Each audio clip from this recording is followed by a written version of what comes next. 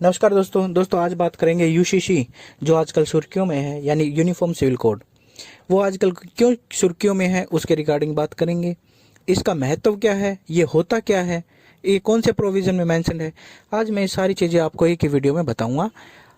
देखिए, पहले तो बात करते हैं यूनिफॉर्म सिविल कोड। इसके नाम से ही पता चलता है, यूनिफॉर्म मतलब सभी समान होंगे। सिविल कोड, ठीक है, यानी ऐसा कानून जिसमें सभी व्यक्ति समान दिखाई दें, समान कार्य करें और सभी कानून समान तौर पर उन पर लागू हों, वो होता है यूनिफॉर्म सिविल कोड। अब दोस्तों आ जाते हैं यूनिफॉर्म सिविल कोड के बेनिफिट क्या हैं।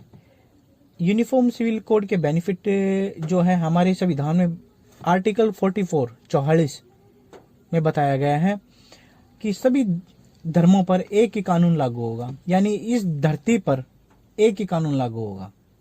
धरती मतलब इंडिया पर, भारत पर, ठीक है।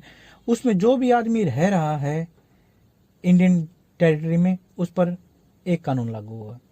लेकिन एक्चुअली क्या है, हिंदूज पे अलग कानून लागू होता है, मुस्लिम्स पे अलग होता है, क्रिश्चियंस पे अलग होता है। वो क्यों होता है? क्योंकि उनके कानून अलग हैं। अब यूनिफॉर्म सिविल कोड जिस दिन से लागू हो जाएगा उस दिन ये सारे कानून हट जाएंगे और सिर्फ यूनिफॉर्म के अकॉर्डिंग एक ही कानून लागू होगा। अब बात करते हैं इसका बेनिफिट क्या है। दोस्तों, इसके बेनिफिट अनगिनत हैं। जैसे मान के चलें, एक धर्म में 10 बच्चे पैदा हैं और एक धर्म में 2 बच्चे पैदा हैं, तो जमीन जो है ये रबड़ की तरह तो है नहीं जो बच जाएगी।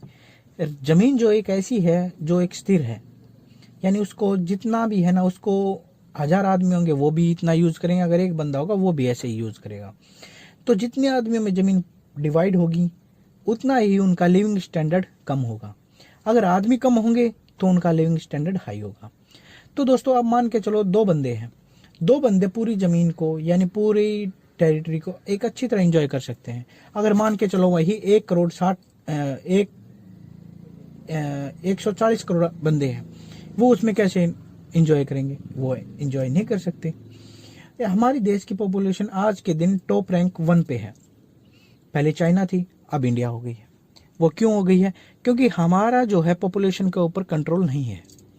अगर हमारे देश में पॉपुलेशन के ऊपर कंट्रोल हो तो मैं मानता हूँ हमारा देश आज ऐसा है, तो हमारा देश एक दिन टॉप रैंक पे होगा इकोनॉमी में।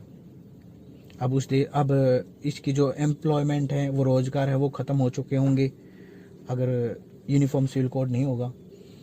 हर तरह के कानून ऐसे होने चाहिए कि हर व्यक्ति पर सेम कानून लागू हो। तो ये तो था दोस्तों यूनिफॉर्म सिविल कोड के रिगार्डिंग जो मैंने आपको प्रोविज़न बताई, ठीक है। और अब बात करते हैं सुर्खियों में क्यों है।